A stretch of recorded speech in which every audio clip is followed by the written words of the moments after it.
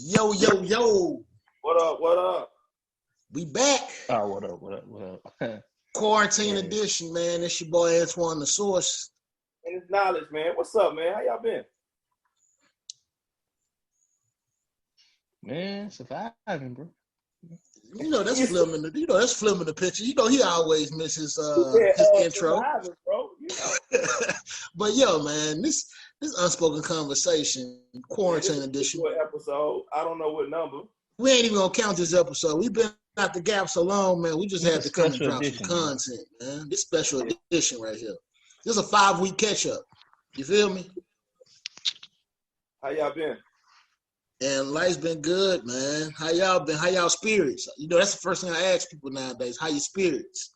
Man, real talk, this virtual church been popping for me, man. I jump on my couch, put some cover on, flip that channel on YouTube, and give me maybe your time too. 45. No, how your overall spirit, like your mental. How you doing? Oh man, I personally I've been good, man. I've been it's a good recharge, man. I do feel, it's a good recharge. Like when we talked maybe 30 days ago, I thought that this was just gonna be something that was gonna be like, man, we'll get back to what we used to. But now seeing like we preparing for a whole new norm. You know what I'm saying? So, you know, just being able to foresee like some certain things, you know, has made me be in a good position. Like, you know what I'm saying? My heart and my prayers go out to people who just really wasn't, you know, this was unexpected to them. Like, so for example, they maybe was in the middle of looking for a job, or, you know what I'm saying? Or maybe was in the process of relocating, or, you know, maybe even got sick with the corona. But, you know, it really, you know, my experience has been good because for once, you know, some of my prayers that I asked to, you know, plan and prepare, you know, I've been able to, you know, be in a good space right now. What about you, Flim? Man, man, I ain't wore real pants in a month and a half. Like, I've been in basketball shorts for a month and a half, nigga. You too? Brian put on jeans in 2 months. Hey, I put on some jeans, man. My balls ain't gonna know how to act. They gonna be like, what the fuck? All this confinement. I'm gonna feel constricted. I'm like, shit. You know, me personally, I'm confined, but my balls have been free. Hey man, I've been free balling for about 3 weeks now. My balls have been free in the motherfucker, man. Draws ain't getting no traction right now, bro. Nah. But man, bruh, other than that, I had to go start my car the other day, just cause. Hey man, last time I left the house, I put a full tank of gas in my car. I ain't drove that motherfucker since. But that gas gonna go bad. Yeah, it's gonna turn to water. They giving away gas now, bro. I saw gas $1.12 yesterday. I'm like, get the fuck out of here. Bro. I was mad as hell because I bought it was like $1.87. I was like, damn, I should have just waited. Like, dog, like gas gonna fuck around and get to 98 cents within 2 weeks, and we're gonna be like this shit like the gas wars. You remember back in like 98, 99? Well, like you'll be willing to take a nigga anywhere. You could fill up on $8.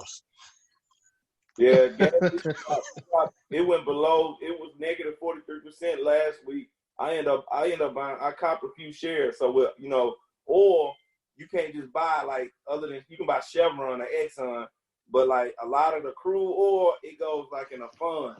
So like I bought a few shares on E-Trade. I bought like 10. But I'm looking at like a 5-year growth on it because I bought one stock that was like $12 at $12, but the 52-week high is like $652. So if that shit go up, I'm happy than a motherfucker. Shit. So eventually it's gonna recover if you can hold out. Yeah. Hey, I tell everybody, just let it pass over you, bro. Don't let this pass over you though, because I look at it like this. If you're bread right and if you right financially, you could really make a big impact on your life within the next 6 to 12 months. The reason I say that is the markets across the board are going to shift, man, because they're going to try to regenerate the commerce. They're going to try to regenerate. So that's good that you did that knowledge. And I think a lot of people don't realize, like, this is a big opportunity to rewrite some of your wrongs you might have made, you know, prior to, you know, the last fail, to the last recession and things of that nature. Like, I feel like I look at it like this, man. I'm just blessed, and I'm not even gonna say lucky. I'm blessed that you know, it hasn't impacted me financially. You know what I'm saying? But the biggest thing that I've learned in this place right now is I like the idea that it's not too much hustle and bustle right now. I felt like for about 4 or 5 months before this happened, I was just on the move, on the go. And I was taking a lot of things for granted. You know, it's mainly like familiar relationships, and also just locking down, and you know what I'm saying? And, you know, I have my days where I want to get out, you know, and let my hair down, per se. But at the end of the day, this is how I know I'm maturing a little bit, because this ain't really bothering me too much. You know what I'm saying? Being in the house. Like, but the biggest thing for me is just, I'm just observing how everybody moving, what everybody doing right now. You know, I see a lot of people doing a lot of dope things right now. You know, I see a lot of people who are just, you know, I like the idea of you don't have to put pressure on yourself to be better at during this time. Like, you know, so many people put so much pressure on themselves, like, I got to make something shake, or I got to do something I ain't never did before since I got the time. Like, bro, you know, you can just relax and just get your mental straight, right? You know what I'm saying? If you can do that. Like, I think a lot of people in this day and age feel like they have to be doing something to be relevant. You know what I'm saying? And you can just sit down sometime and take in your relationships. You might be able to pay attention to your kids and to your wife, your spouse, your family that like you ain't never been before. You know what I'm saying? You know, this gonna save some families, but I'm sure this gonna break some families up too. Like. It's gonna break up a lot more in this stage, bro. I'm telling you. A lot of niggas plotting right now. Shit. So the fellas out here buying virtual pussy, man, y'all got a problem. What can you? Oh, the OnlyFans, bro. Yeah, the OnlyFans, bro. Like, what? I mean, you gotta support the people you love, though.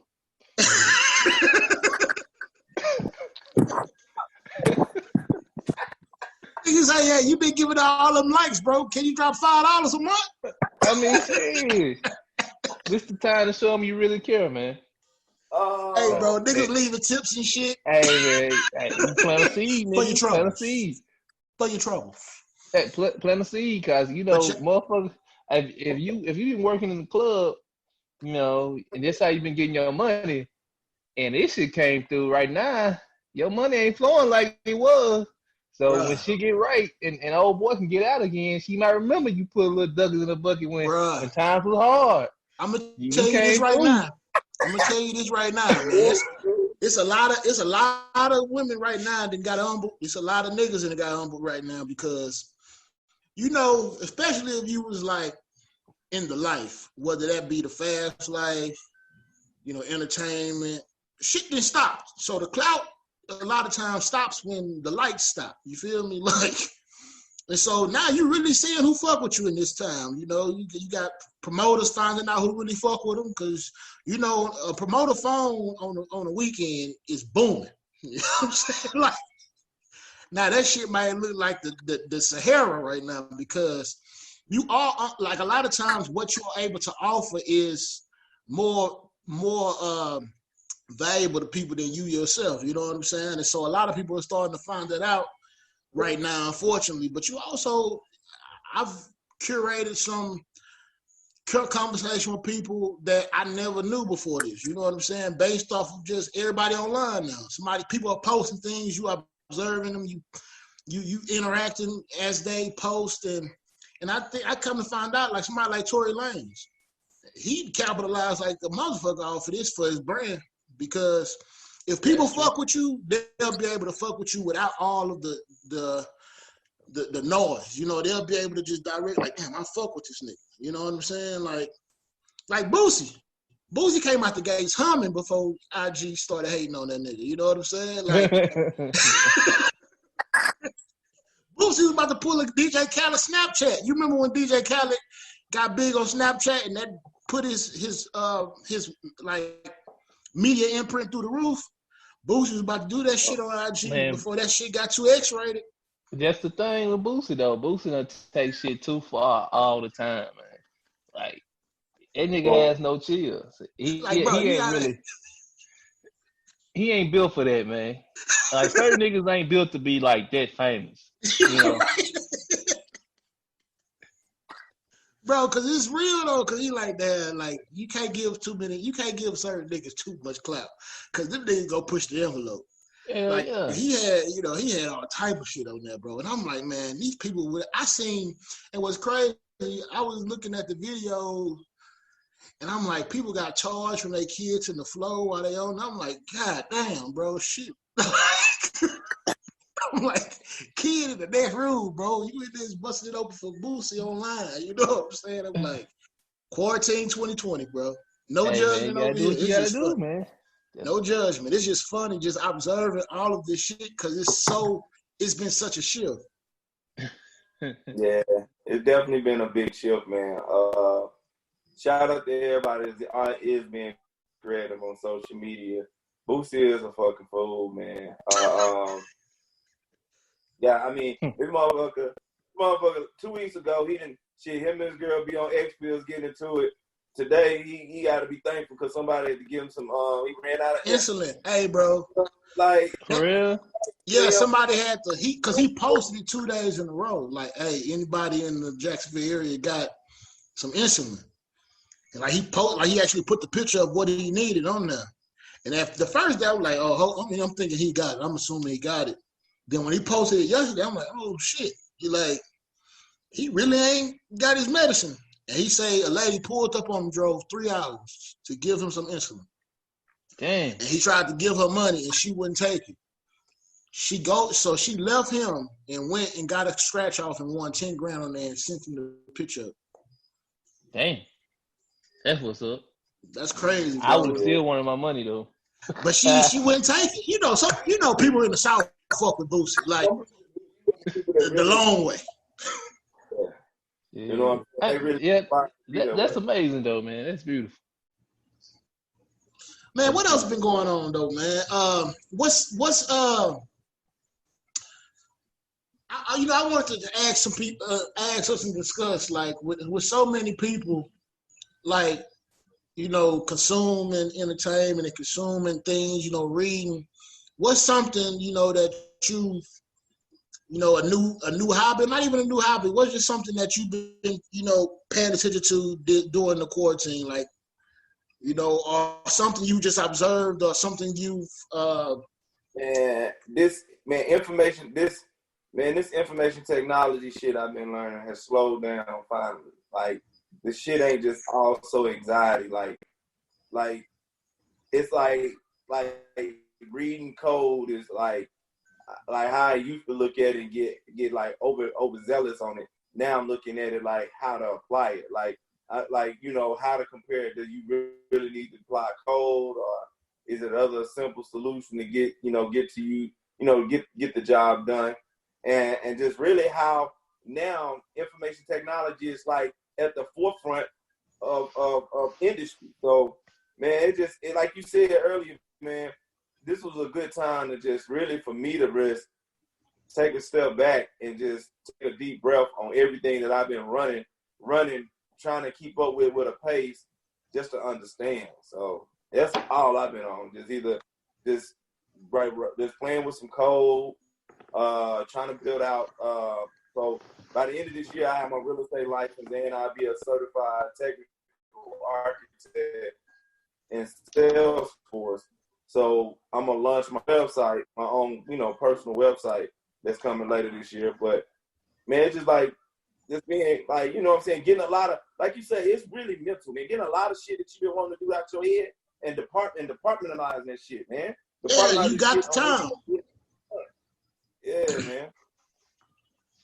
Man, I don't even want to ask what Fleming been doing because he probably gonna say the same shit as usual. Man, not really, not the same shit. It's a little different, man. Because I remember last time you was like, man, I just been doing the same shit. I'm chilling. Right. I've been playing Madden, nigga. I'm ready. top 2% of Madden, nigga. Get some. Come get some. You want some? Like any day. I think I'm ready for you, bro. Anytime, bro. Hey, bro. Hey, bro. I'm gonna go and wait. I'm gonna wait on you for the 5 will be out. I'm telling you, the 5 will be out in about 4-5 months. So I'm just gonna just take my chances with y'all on that. Bro, you know how washed up I feel now? Like I bought a PS4 while like about a month ago, cause we was like on lockdown. I'm like, bro, I ain't doing shit. Right. I feel so washed because I'm trying to look at the buttons like how you do it. Like I remember back in the day, I was a fucking video game guru, and now I'm looking at this shit like, man, this shit too complicated. I can't run a 40 in. I can't get a vertical leap right in NBA 2K to save my life. I can't throw an alley-oop. Like, I can't get the shots right. I'm thinking to myself, bro, I'm really washed, man. I used to be that nigga on these sticks, bro. Man, we all talking about that. How did y'all team do well for the draft? In the draft? Bro, it was weird. You know what took over I stopped paying attention to the sorry-ass Houston Texans draft after they took who they took in the second round. Because I'm like, why are we picking another D lineman that we don't know who he is and we ain't going to re-sign a nigga? You know what I'm saying? I'm like, so I just started paying attention to the optics. You know what I mean? So, of course, everybody observed the draft through social media or actually live and saw what happens when you put people in houses at kickbacks with live cameras. That shit was entertainment in itself. Like, cause you see, it's like, damn, you like the CD Lounge situation. That was hilarious. But the one that took the cake for me was the dude who had the white girl hugging him, and the mama pulled her off of him. So the girlfriend, after he got his name called, he put his head down, and so she's like comforting him, but you can't see him. And so if a nigga get drafted, you in a house full of black middle-aged women. Your girlfriend, she's of the other race. And you mean to tell me you trying to get the first hug after this nigga then made life-changing money for the whole family? And you trying to get all the love from this nigga? You know how black mamas and aunties are about the possession of the love. You know what I'm saying? Like, and I was just like, I would love to know what happened when on the other side of that camera. Because it cut as soon as she pulled off of it, because the girl jacked away at first. And when she did, I was like, oh, shit. Because it's one white girl in the house with a bunch of black women. You know what I'm saying? Like, and they all related. So if one person say, this motherfucker. What was funny to me though was when Trae Young Slick tried to chime in on Twitter and they called his ass. Like, that's your ex, bro. That's your ex, bro. He like, oh shit. Right. Man, that was like, yo, man. Hands down right now. That nigga went mute on Twitter after that. Like, you had her first, He had it in high school, but I'm like, bro, it just show you how small the college campuses are, bro. Speaking of that film, and I was talking to Shannon about it. Man, why is it still a draft? Like, I was thinking, like, why wouldn't you just have them apply to whoever they want and have the owners decide, all right, we got to make moves because this quarterback applied to us. So that'll never work. Because you have everybody trying to play for certain franchises. Yeah, but had a salary cap though. If you don't have a salary cap, you got to make. So that's why I'm saying it'll never work, because at the end of the day, if all of the best players, like even if you have a salary cap, you only can have. It wouldn't make sense for that because it'll be a bunch of players that's not even trying to go to certain places. Think of it like this: how many motherfuckers be trying to go to the Jacksonville Jaguars? You're right. Well, it'll be. You gotta think, bro, because you play for the Cowboys, you're gonna be on TV every week.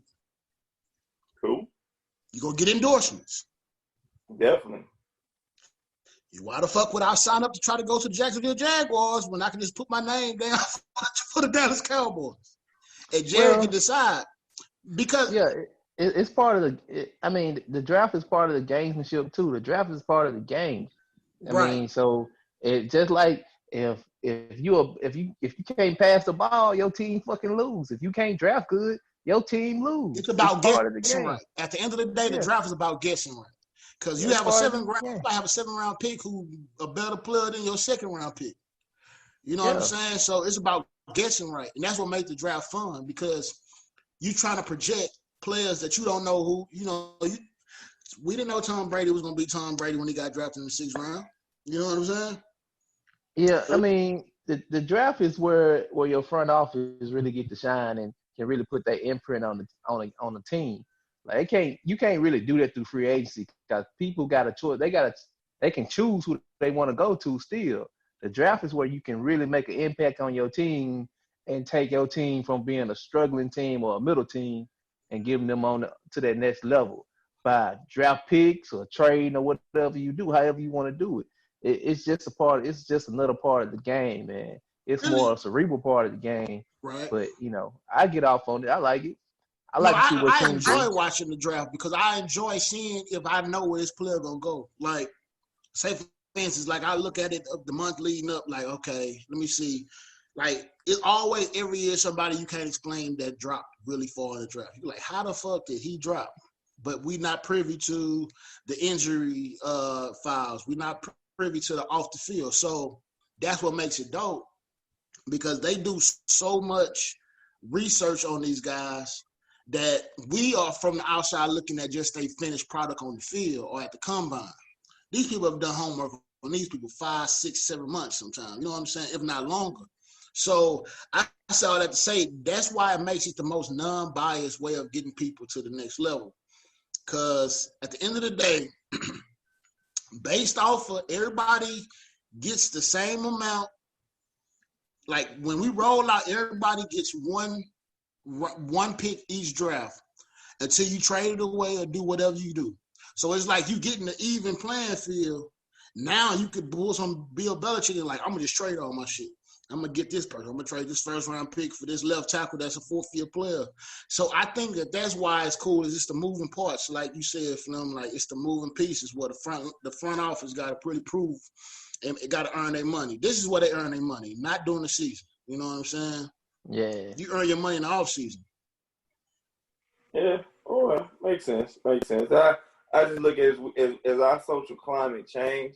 I always look at the draft as something that, like for example, at one point Joe Burrow wasn't really happy about going to Cincinnati as reported.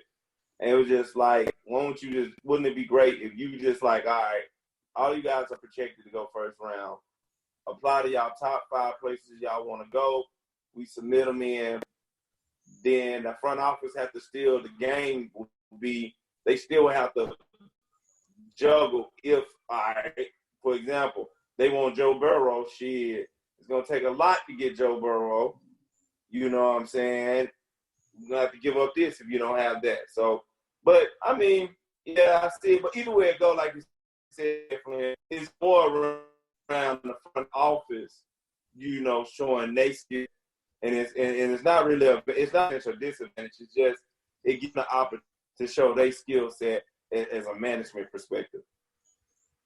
Yeah, I feel you. Yeah. I feel you, man. Yeah, we had to go on our little spill about sports, man. We ain't got a lot of it, so we got to at least discuss it, for all y'all out there listening. But, man, one thing that I wanted to talk to y'all about, since we touched on celebrities and everything like that, can we cover this? Marcus, I know Kanye knowledge. I know Kanye your boy. You know what I'm saying? But I gotta give him his credit, man. This nigga announced his billionaire status only a way Kanye West could do it. That nigga made the call himself. That nigga say, I ain't gonna wait for y'all to recognize me. I got receipts. Cause most niggas be trying to play it cool, like, them numbers ain't right. I ain't worried about the Forbes list. I know what I got. That nigga Kanye say, nah, y'all gonna see this shit. And so it was just funny to me that only Kanye would be the person that calls Forbes and tell them I'm a billionaire. I don't know how much vetting they did. I don't know how much research they did, but they did put, according to Kanye, he is worth yada yada yada, and printed that shit. I'm like, God damn, like, I guess they was like, I don't put it past him. You know, I like the fact. I like the fact, and it go back to one of our previous episodes when we talked about. Now he's really in the circle with, you know, Diddy, Jay. Bro, he been in the circle with them, bro. Yeah, but now he's in that circle. But it goes back to how, you know, Jay-Z got his off acquisitions and influence. There's just this trend, like, if his valuation came with, you know, being married to Beyonce and other acquisitions he did. I like how the fact that, you know, Kanye was able to create a product to drive him to be a billionaire, which a tangible product, meaning that it's gonna always be there. Kind of like them beats, you know, kind of like Dr. Dre with Beats by Dre.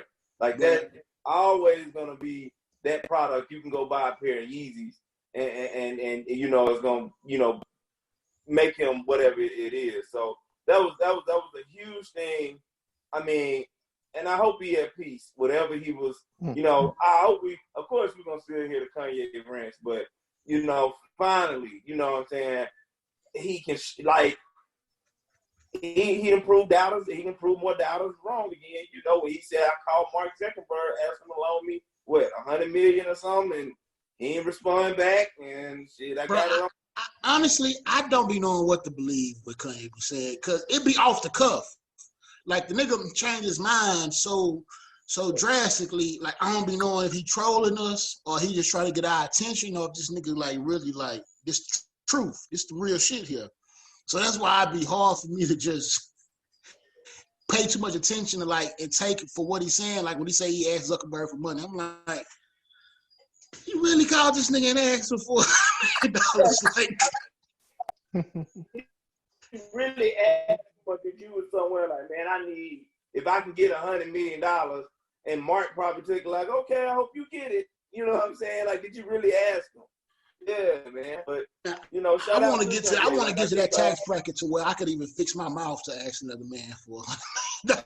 Like, hey, man, let me, because you got to think. For what? For what, nigga? What are you finna do with $100 million? No, I'm just saying that's a different tax bracket to where you even think about asking a nigga. No, I'm just saying anytime a nigga asks you for nigga ask me for $100, I'm like, for what, nigga? What you need $100 for? It's just $100 million for what? What the fuck is you finna do with $100 million? How you break down the need for $100 million? That's what I'm saying. Like Kanye, what the fuck you need $100 million for, bro? Right. Man, look, man, I got some shit in the cuffs. I got some shit in the cuffs up. I got some shit in the cuffs. Why you can't get $100 million from Kim K? Kim K, don't you got $100 million? Man, she ain't about to. She gonna go broke. She stopped. Nope. She man, gonna go broke. He could have asked his little niece. Not his niece, his little sister-in-law. Kylie. Kylie. She supposed to be the first self-made. She supposed to be the self-made female billionaire, right? How you think that call would go? Hello. Hey, what's up? Let me hold something. I did think it was. I thought it was dope that his total amount of debt was just $100 million. Bro, that nigga just threw a double out there. He said, "You know how nigga be in debt. You know how nigga be in debt. He be like, how much you in debt? By $6,000. Nigga, you ain't took no valuations. You ain't did no breakdown, no profit loss evaluation. Nigga, you just threw some shit out there. Nigga, check Credit Karma and see where you at, bro. But no, man, I just thought. Oh, that is the best email you can get, bro. Your credit score has gone up this month. You know, that's when you know you're getting grown. You know, small shit like that make you dig hard. You know what I'm saying? shit like that, bro. You know what I'm saying? Like, I can't even hate, man. Hey, man, you know, at 25, you don't appreciate that type of email the same as you do at 33. You feel me? Like, because that's the real buying power. You know me. Man, through the years, though. I look at it like this, man. What'd you say? I was going to say, man, through the years, though, my credit score done took some peaks and valleys. Some peaks and valleys through that bitch. That just means you moving it. That just means you using it. Because, you know, after you make a big purchase, you're normally going to take a big drop. You know what I'm saying? It won't cost no purchase, though, shit, nigga. Nigga just forget to pay shit. It ain't like you ain't got the bread, nigga. Hey, that's a thing that it took me a minute to do, man. Like, to get my mind set against just paying bills on time. Because first, it was just, for a long time, it was just known I ain't paying shit until I have to pay that shit. That's how niggas live, right? You know what I'm saying? We live with risk. We live on the edge, bro. That's called living on the edge. You don't supposed to pay a bill until the day it's finna be late. The absolute day you got. Nigga paying them 3 days before the 30-day hit, so you don't get that 30 days. Hey, you gotta be like that because they be niggas with the fees. For a prime example, I've been Bank of America for damn near fucking 15 years. Had a savings account, whatever, you know. So today I just decided to check my savings account, just see what's going on. This monthly maintenance fee been taken out for about 6 months. How much? I asked, and they just, we just switched your savings over. What the fuck for? Like, Wells Fargo did me like that too. You know what I'm saying? I'm like, we just switched it over. Nah, that just means you making more money, bro. What the fuck you switch it over for and charge me a monthly maintenance? Hey, when they switch your account, that's one of two things, bro. You either in the negative too much or you making too much money. Now that's one thing I have. I made an obligation out of my 20s. I ain't being in the negative no more. Like, bro, nah. That's the most stressful shit ever. Hey, that shit used to fuck you up because they used to hit your ass. I don't think they can do it no more, but they'll hit your ass for like $35 each time for each. No, they do. They still do that, bro. No, I never forget the most sobering feeling in my life was about 8 or 9 years ago. I was in Vegas, and this one used to like. This one you ain't making as much bread, so. You like going on vacations, trying to save all your shit before you go on vacation to plan it out perfectly. Like, I'm gonna go on my open check. You know, this is my open check. I'm gonna save about $1,000 or $500 from my previous check. I should be good, bro. Get out there, and I think I had my car had got towed like the week before, so that's like $200 right there. You know, that's something I wasn't expecting. You know, that unexpected shit that shit'll fuck you up. You know what I'm saying? So. We get to Vegas and I'm just swiping shit. You know, you just swiping shit. And then you remember how they hold the money on your card. So I gave him my credit card and I didn't realize that when you pay it, I was what, like 25 at the time. When you pay it don't post right away. So I had paid my credit card up like probably like 2 days before we left, but it hadn't posted yet. So when they held the money for the hotel on that shit, I was pretty much like, all I got is my debit card, and I had like $1,300. Well, $1,300 in Vegas goes really fast if you.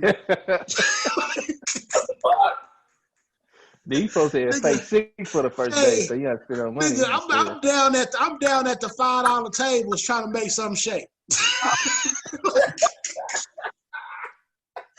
Yeah. But that was the most stressful goddamn week of my life, dog. Trying to, cause we was there for like 4 days.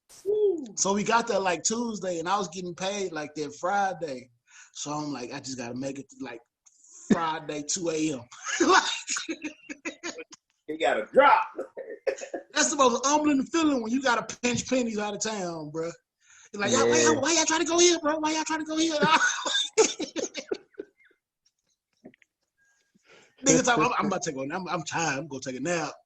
You ain't hungry? Ain't trying to go eat? I'm gonna take a nap, bro. Sleep it off. I'm straight. Bro. Either you gonna go clubbing that night or eat. That's your options. I don't have a problem with that. I got homeboys that have a pocket full of money and still act like that around you. Like, what the fuck, nigga? Like, I know I got homeboys that nigga. I had homeboys. They was like, oh, she had a pocket full of money and asked you to sleep on your couch for a month. Oh nah, bro. Where they do that at? Arkansas. Who voluntarily sleeps on a nigga couch? Nigga, when they try to save for themselves.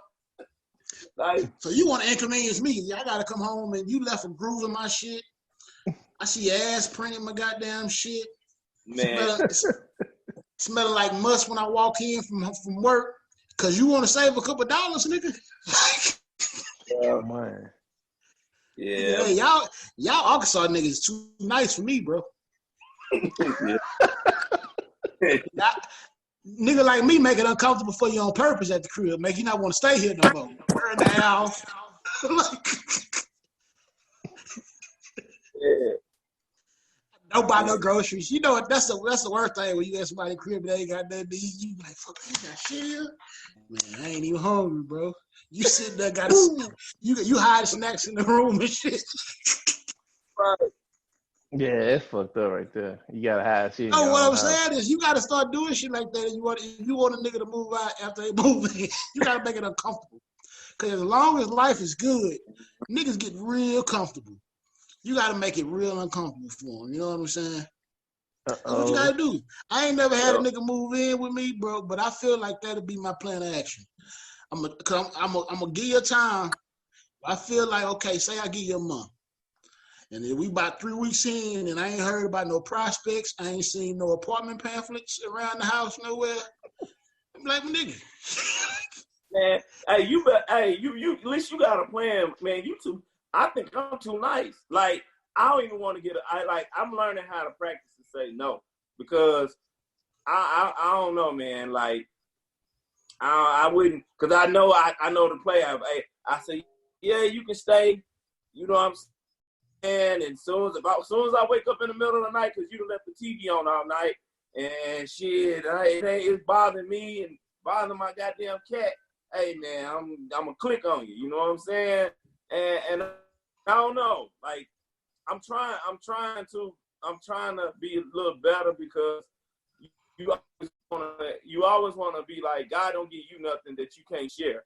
But I'm trying to understand the line between being selfish and taking care of oneself and also, you know what I'm saying, helping others. Because that's hard. I'm glad you got this strategy because I'm trying to learn something I'm right full now. of shit, bro. Because at the end of the day, it's hard for me to say no if I fuck with you. You know what I'm saying?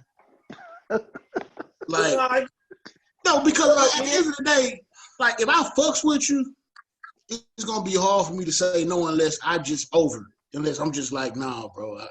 Like, you done took advantage, you know what I'm saying? Because at the end of the day, if it's not going to inconvenience me too much, that's how I look at it. This is how I always assess a yes or no answer. Will it inconvenience me to the point where I'm uncomfortable, and is it worth it? Like, it ain't even about the money sometimes. It's about the principle. Like, if I'll say I give you $150 and you tell me, I know you struggling. I'm the type of guy, if I know you struggling, I'd be like, just give me $100 back. Or just give me $75 back.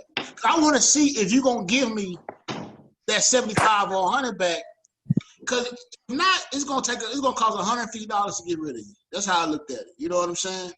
If you'll finesse me like that when I tried to meet you halfway, then that tells me what you think of me. You know what I'm saying? Because I look at it like this. I'd rather you pay me $10 a week if you got to. Just make the effort. You know what I'm saying?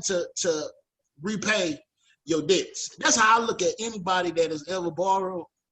You know, if I ever had to borrow somebody, that's how I would approach it. It's like, shit, I might not be able to get it back to you, but I'm going to make everything right in my mind if you would just allow me to do that. And I feel like that person have a lot more respect for you versus you just trying to duck them. You know what I'm saying? Like,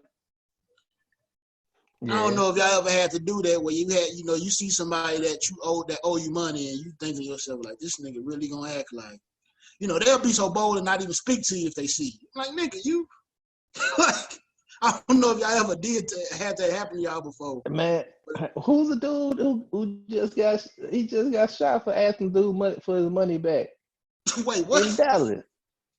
Wait, what? who was the guy? I can't remember who the guy was. It was like a local celebrity in Dallas. He got shot because he asked the nigga for his money back, and dude didn't like it the way he asked, and he came back and shot his ass. How you shoot a nigga because he want his bread back? Hold on, man. Hold on. When this happened? Like in 2020? Last few weeks? No, it happened. Man, I don't know, man. Like my perception of time right now fucked up. It might have been 19. Yours too? Man, yours too?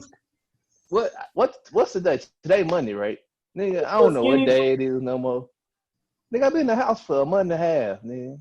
Bro, I all I know how to judge is dark and light. Hey, it's late. It's early. That's about how I'm looking at shit right now, bro. Like, yeah. Hey, listen, Fridays and Saturdays don't even hit the same no more. I'm on jailhouse time now. You know? When niggas don't, hey, you just gotta look outside to see it, to gauge about what time. You be like, oh, it's traffic right now. You know, if a nigga in loose stairs or something, damn, it's traffic on 35. Oh, it's about 4:30, 5 o'clock. Like, you gotta be creative nowadays, man. But man, before we get out of, you know, I wanted to touch on, you know, before we got out of here, I had, you know, I don't know if y'all watched the Last Dance documentary on Michael Jordan. Did y'all tap into it? Yeah. Man, I ain't watch this shit. Oh, I've been struggling. Like, I don't know if I'm watching shit or not. I might watch it. Man, bro, when ain't shit on in sports, bro, you be like, fuck it. I thought it was gonna be the same, but I thought it's centered around Mike, but he is really shining light on people that really helped him through the process, like all the way. Like, it adds context. It adds context to the story, to the accomplishments. Yeah, because like I'm gonna be real with you, watching the ones I want, it's still North Carolina. In his eyes, it's North Carolina first, then the Bulls. Because all of what you saw, his work ethic, it all came from the Tar Heels.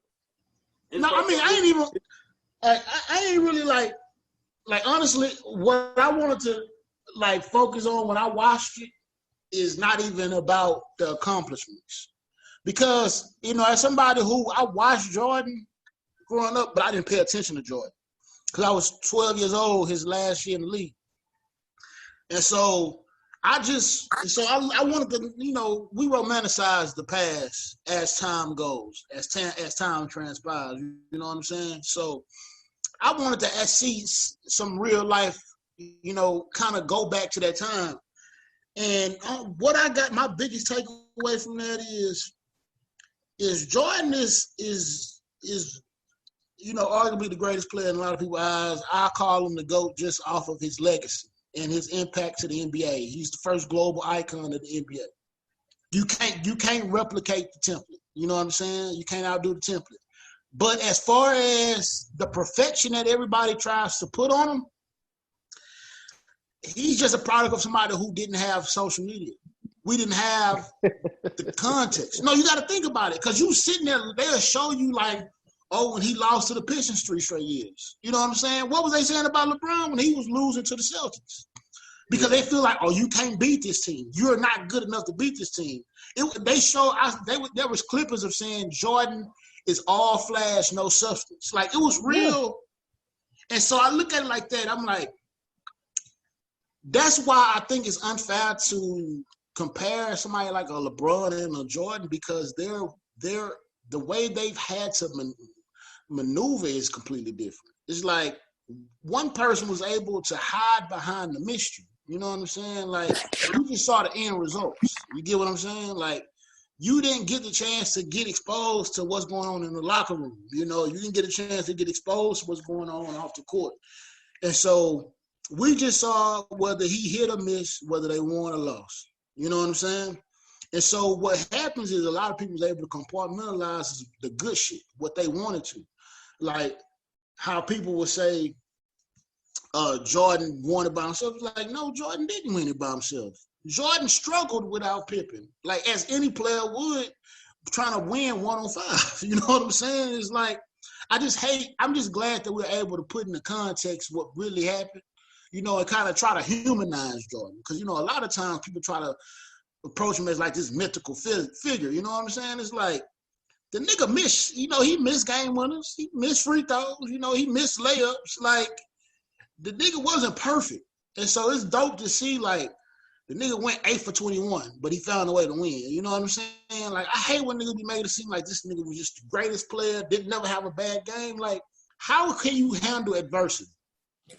One amazing thing that I did know out of the documentary, nigga won a gold medal going into his NBA career. Like, he went. Oh, you didn't know that? I didn't know he.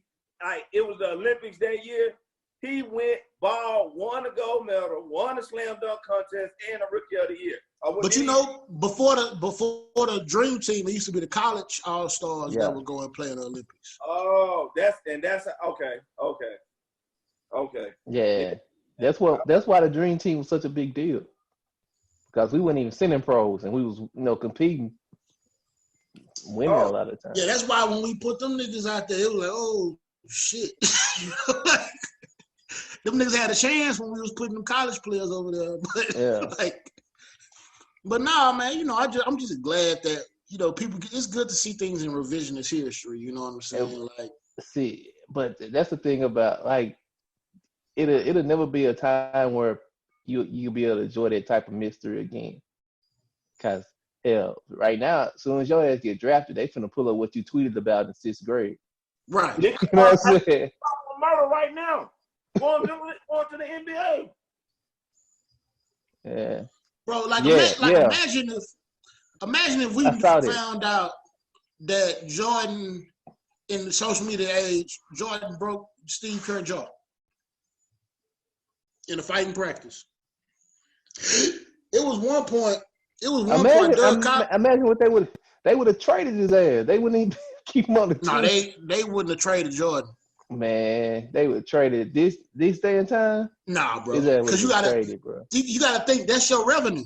You ain't trading your revenue because he broke your ninth player off the bench, your third player off the bench jaw. Like, that wouldn't even make sense. Man, shit, Latrell Sprewell got his ass. They kicked his ass off. Latrell Sprewell wasn't winning chips. He wasn't putting people in seats like Jordan. Jordan was a franchise player on the team, though, bro. But Jordan literally was a global phenomenon. Like, they said that nigga was bigger than the Pope in Paris. That when he was in Paris, it was literally on the newspaper. That fucked me up when I saw it on the documentary. Hey, but that's what I'm saying, though. Like, imagine LeBron punching. Imagine if LeBron would have broke. What was the old boy dude that posted had banged his mama? Yeah, Delonte West. We'll be talking about that. That'll be on First Take. Imagine. 2 weeks. No, I'm just saying. Imagine it. He was on the Cavaliers. He broke that nigga jaw. You don't think they would have traded his ass? You're not Flim. Everybody knows in sports you don't trade your stars. You got to think. If it's not 2 stars, like I could see if it was. What I'm trying to tell you is he wouldn't have been a star no more like that. He would no longer been a global icon. He would be a pariah. At the end of the day, people because I'm about to tell you, it's not that we didn't know about it when it happened. People knew about it.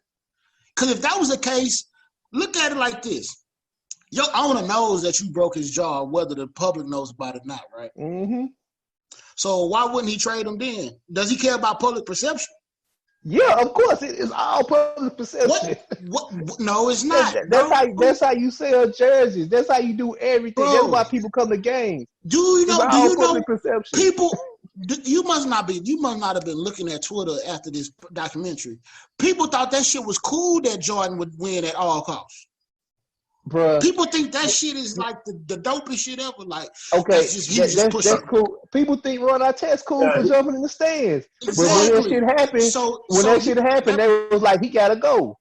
No, but the thing is, you gotta understand how big Jordan was when he punched Steve Kerr.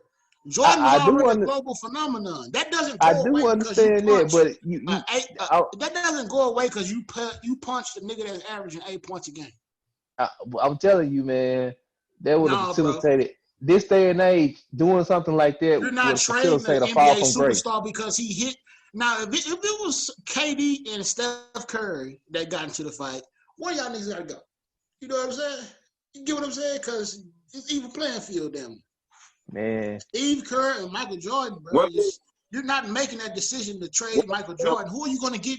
Who are you gonna get for him? You can't replicate what he. It's not even about the basketball. You can't replicate his work to you as a phenomenon. And people get traded all the time. You can't get true value for LeBron, but LeBron was traded. When was LeBron traded? When he went to the Heat. He was traded because he was saying, "Y'all going? I'm not signing with y'all." But so what I'm saying, so either you trade me. No, you just told me you can't. You just told me you can't be traded because the value ain't the same. You're not about to do that. What I'm trying to tell you is, and now what I'm trying to tell you, sometimes it ain't about value. Like Jordan couldn't have been Jordan if y'all knew he was breaking jaws of what little white boys in the 80s. You can't tell me Jordan had already won his rings. Already won 3 rings. You can't tell me Jordan is Jordan if he breaking Steve Kerr jaw and everybody know it. You can't tell me that, bro. Dog, did you not see how people love the fact that Jordan was like a pit bull? Like, why do you think people fucked with the Pistons back in the day? Why do you think people fucked with the Pistons back in the day? Hey, man. Why do you think people fucked with the Pistons back in the day? I'm telling you, white people love OJ till they found out he was stabbing motherfuckers. But the thing is, bro, bro. I can't agree with that. I can't agree that Jordan Jordan because he punched Steve Kerr. I'm not even a Jordan fan like that, bro. So I'm not somebody that's taking up. I just know how return of investment is. They would have put some Chris Brown shit on his career. If motherfuckers was talking about that. But no, Flim, I agree with you on that. That's what I was going about to perception. That's what I was trying to say. No, but you said they were gonna get rid of him. It's not about they would have traded Jordan. Flim, what I'm talking about it wouldn't have been unanimous. Like it would have been like, you know how some people fuck with LeBron, some people don't. Yeah, that's because you get to expose what you want and tie your opinion to what you know of LeBron. So I get what you're saying, that Jordan wouldn't have been Jordan as the icon as much, but Jordan still was the person that made the NBA go, good or bad. Just like either you fuck with LeBron, it's kind of like Floyd Mayweather in boxing. Some people, you going to tune in and watch him lose, or you going to tune in and watch him win. But one way or the other, you're going to tune in, right? Because you invested in, because he's made enough of an imprint on you that you're invested into the result of his particular competition.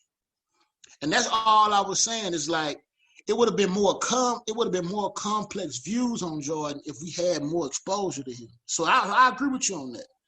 But now it's like niggas look at it like he God on earth because he didn't lose in the finals. But I'm like, he lost before he got to the finals. Like, think of it like he had actually won. Think if he had actually won against the Pistons that year, Pippen got the migraine. And he win the East Conference final and goes to the finals and lose. His whole legacy is different, just off of one loss, because it's no longer perfection. You get what I'm saying? Yeah. It's like people to gloss over the fact that he played 7 years before he won his first ring. Yeah, because they 6-0 in the finals. It's all perception. It's kind of like, it's all a shaded view of perfection anyway, because he didn't win 6 straight. Bruh, they forgot that we won 2 in between there. You know what I'm saying? And real talk though, I don't even know if he would have beat Elijah Wan. Because Elijah Wan was a motherfucking beast. Bro, that nigga was on a tear for them 2 years. I don't know if anybody could have beat that nigga. Oh, I ain't gonna lie. I think they was like, they couldn't. I don't know, because Pippen, you had to look. All right, you talking about them 2 years. First off, let's look at this, and this people tripping on. Just give Jerry Krause the fucking credit. They should have gave Jerry Krause the credit he deserved, because the way he was maneuvering them contracts. So like on the last episode when you watch, everybody like kind of like came in. Like, so it was this dude named Tex, like assistant coach or a mentor. They brought in Doug Collins. So I thought they just fired Doug Collins and went and found Phil Jackson. Phil Jackson had already been sitting as an assistant coach for 2 years. Then they kind of like, he just let Doug Collins go and said, Phil, you gonna step in. You know what I'm saying? Pippen signing that contract for so many years at $2.5 million a year allowed them to go get Dennis Rodman, Luke Longley, Tony Kukoc, Jed Bushler, Ron Hopper, all these people to support. That nigga naming bench players. Oh, yeah. He get deep in there. That nigga was like real role players and defensive players. If you wanted to put up against Houston, I think Elijah, you couldn't have stopped Elijah one. It would have been, he would have had a damn double every fucking game. But they could have easily trapped him by using only. Man, he said 50. No, man, real talk. I remember watching, cause I'm a Spurs fan. David Johnson won MVP of the league one year. That's when Houston was popping. David Johnson, Defensive Player of the Year, MVP. Elijah Wan put 50 on that nigga that same night they gave him the trophy. And it was a lazy 50. What, David Robinson? Yeah. David Robinson? He put 50 on David Robinson. Easy. Interesting. Elijah Wan. Oh, no. That's when they had gave him the MVP right before the series. They set him up. They set him up for failure right there. Because you going to present this nigga the MVP right in front of me? Like, no, you notice they don't do that no more. They don't do that shit no more. They gave him an MVP the first game. Elijah Wan put up 50 on him, man. They're like, okay, I got something for y'all motherfuckers. Like, damn, man, Elijah Wan was the only center I seen that'll cross you over, man. You got to think he was a soccer player, bro. So that nigga feet had a feet like ballerinas, bro. Niggas don't realize that shit in them cheap ass Spaldings. Hey, niggas. Hey, bro. Hey, I remember my grandmother tried to bring me some Elijah Wans home because I said he was my favorite player. I say, don't do that. Don't do that. Don't do that. She gonna get you some Shaq's Knicks, man. I fucks with him, but don't do that. Spaldings, bro. You know what I'm saying? Shout out, man. But man, dog, it's been good to get back with y'all, bro. Hey, that's cool. It is. Hey, before we get out of here, man, what's one thing, if y'all could, just to get out of here, man, let's just say you had the power to release us. How you doing it? Who first? To do what? To release what? Like, so we able to go. What's the first thing you doing when shit back to normal as possible? No lie, and I bullshit you not. I am gonna be in the gym. I got my eating habit down. I'm eating fish like I should. Only thing that's killing me, man, I got this grill, nigga. I done grill I got a grill on Easter weekend. I done grill 6 times, nigga. I done grill ribs, I done grill steaks. I'm talking. So you going to the gym first place? Like I'm staying in that motherfucker. I'm in there. Hey, Marcus sound like the nigga that walk around with a gallon in his hand. Hey, man. Hey, it might be a good year before your ass need to go in the gym. Yeah, I agree. Working out. Right, but you're right. Today I bought what is it, 255 pounds of free weights, and I got them in a power rack. I got them from this spot in Carrollton, and I gotta go pick them up tomorrow. I got Olympic bar. How you supposed to pick them up? Go drive today. They say you can go to the warehouse. You can't go to their store, but I can pick them up from their warehouse. So I just go to their warehouse and pick them up tomorrow. I might need to get something to make something shake. You got a point, Flam. Like that before I have man boobs. You know what I'm saying? I need to make some shit shake before I have man boobs. I'm on my gym. I love the gym. I can't do it. I ain't going to that motherfucker about a year though.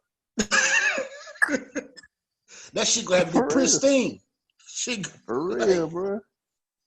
Bro, like I say, the first thing I want to do, man, shit, something that simple is just sit at a restaurant and like not have to be in a rush. Because I didn't realize how much I enjoyed the idea of dining out until I didn't have the option to dine out. You know what I'm saying? Really? Like I went to Wingstop today. Them niggas didn't even let me in the door. They was like, "What's your order?" They were like, "What's your order?" Antoine. You know how at Wingstop it's self-serve on the drinks. So I'm thinking I gotta go and get him a drink. She's like, "What you want to drink?" I was like, "Stay your ass out here." Stay your ass out here.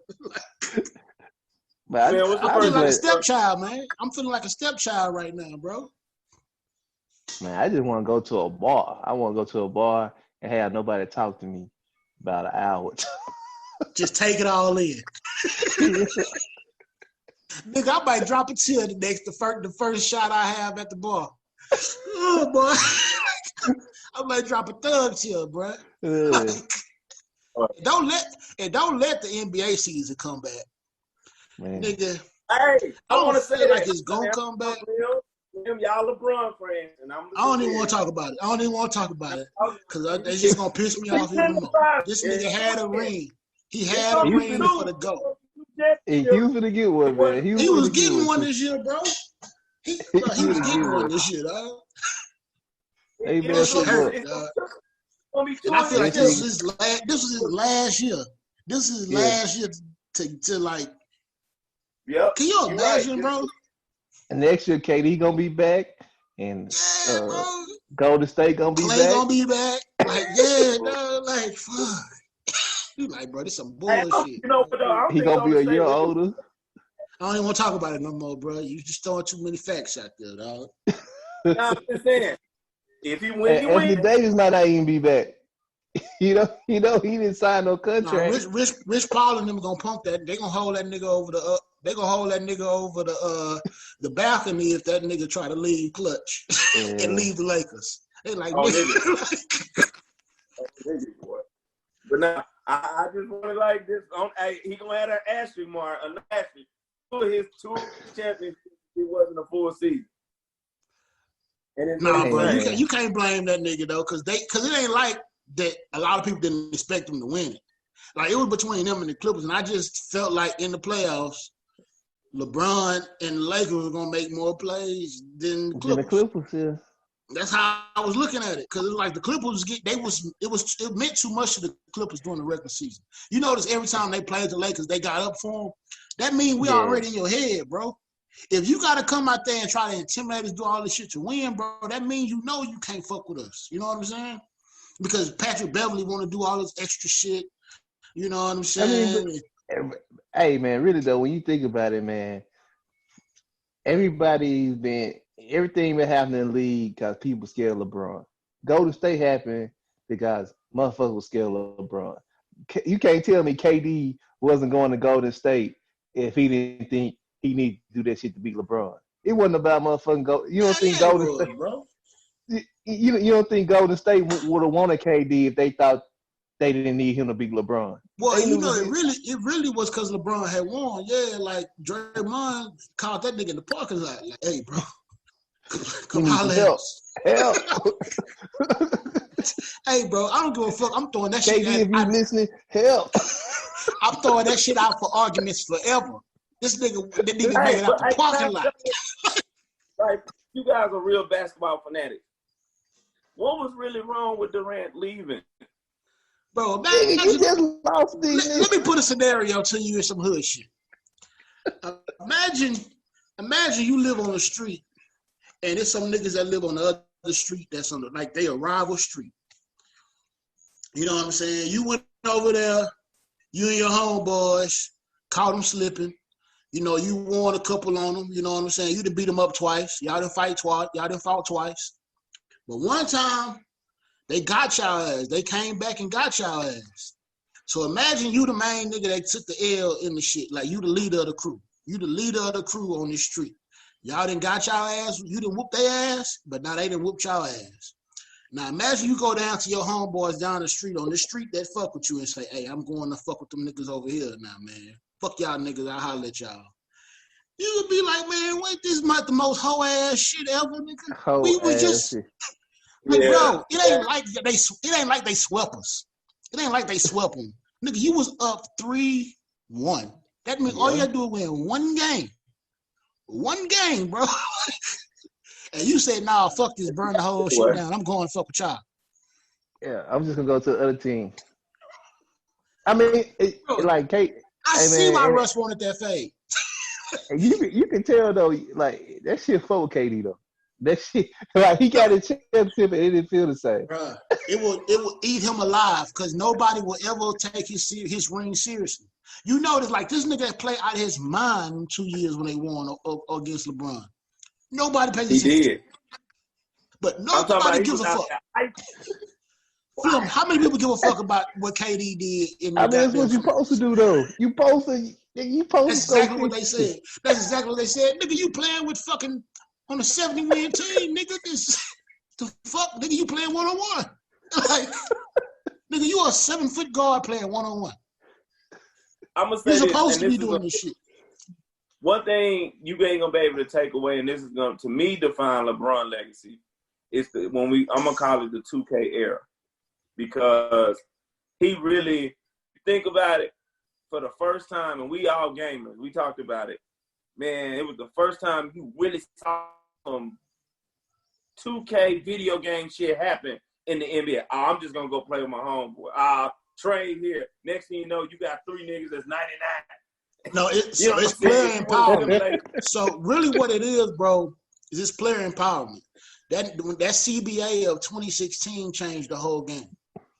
Because what that did, really 2012, because what that did was allow shorter contracts and you allow bird rights. And you still get the max too. Exactly. So, because a lot of times people couldn't get the full max unless you stay with the team. So now dudes is like, okay, instead of me signing for 6 years, $250 million or whatever with the team I don't like, I just take a 4-year deal for the same amount per year and then just get the extension when I go where I want. You know what I'm saying? You just couldn't get the extra year. That was the thing. You could, like the team you came from could give you an extra year at that price, as opposed to if you went to another team, they can only sign you for that 4-year deal. But then what's happening now is the goddamn cap going up so much. You like shit. Fuck it. I need me a shorter deal. Man, y'all remember? It was a press conference. It was the last press conference D Wade did. Before LeBron came there, he was like, man, I ain't going to be losing like this no more. Because I forgot who they lost to, but they lost in the playoffs. And he was like, man, I ain't going to be losing like this no more. And a couple weeks later, LeBron, like, he coming down. Them niggas knew that shit was finna happen, man. He knew that shit was finna happen. Bro, them niggas playing that shit that summer, bro. They playing that shit that summer, They playing that shit that December, nigga. Them niggas talking about that shit in December, man. No, I'm talking about the summer before when they was in the Olympics, remember? Yeah, okay, yeah. They was like, hey, bro, you know, hey, man, if you don't win it this year, bro, you come down to Miami, bro. We living good down there, my nigga. I know you tired of Cleveland, bro. You been there your whole life, but nigga, come down to South Beach. You know, and it was supposed to be Melo.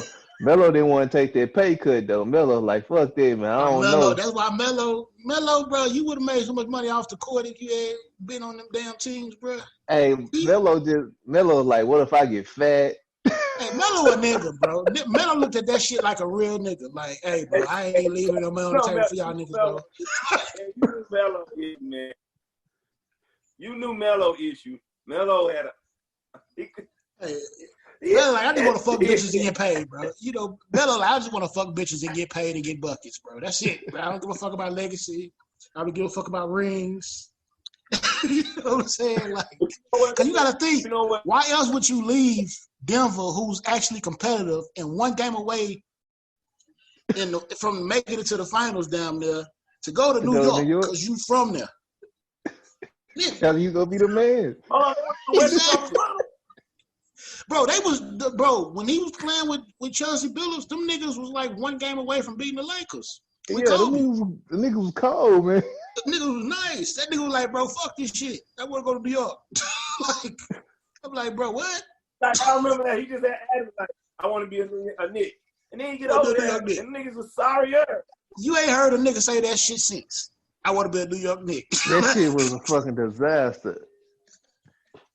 Right. The Knicks I didn't understand that. You ain't heard a nigga say that shit since, bro. Man, that shit don't never go right. Y'all remember Marbury? Oh, yeah, bro. I watched that documentary on him. They had that nigga eating Vaseline after 6 months. Hey, bro. Mike, hey, Dolan put something in the nigga's juice. Real talk, Kevin Durant messed that team up. Like he could have had some rings way before he went over to Boston. If he would have stayed in Minnesota with Stephon Marbury. Nah, they wasn't gonna win it. Nah, it wasn't Kevin Durant. It wasn't Kevin Garnett's fault. It was Marbury's fault. Marbury was mad when he got paid. You know, you got to remember when Kevin Garnett got that $100 million deal, they dropped the price right after he signed it. Like, nah, we ain't giving that much money out. So when it was Stephon Marbury time to get paid the next year, they were like, bro, we ain't paying it. So he rocking around mad now at the world. Yeah. These niggas went from best friends. Because, you know, Kevin Garnett, people don't know, Kevin Garnett was going to go play with Stephon Marbury in high school. He had went and visited his family, stayed with his family for a couple weeks and everything when they was in high school, so they was close. But them niggas started beefing over the fact that he was making a bunch of way more money than Stephon Marbury. When you're dealing with millions of dollars in egos, bro, shit can go left real fast, my nigga. Yeah, it's true. Like, I wish Melo would. I ain't gonna lie. Would have caught that fade from Melo though. I wish he would have caught that fade from Melo. Are you talking about Kevin Garnett, bro? I think Kevin Garnett that nigga that talk real cash shit and they ain't gonna bust a grape. I don't know, man. That nigga got a fucking wingspan. Like them long, lanky motherfuckers, man. That nigga hit your ass. But Melo seemed like the nigga that'll just lean on you in a fight. You know, that nigga about 250. You know, he's solid. You know what I'm saying? Yeah. He gonna want to grab this shit. He told the girl take like Fruit Loops or some shit like that. No, it was Honey Nut Cheerio. Hey, you know what though? The league must know it was something going on between Melo and Lala. Niggas say Cinnamon Toast Crunch, bro. That nigga say Honey Nut Cheerio, bro. That nigga say you gotta add sugar.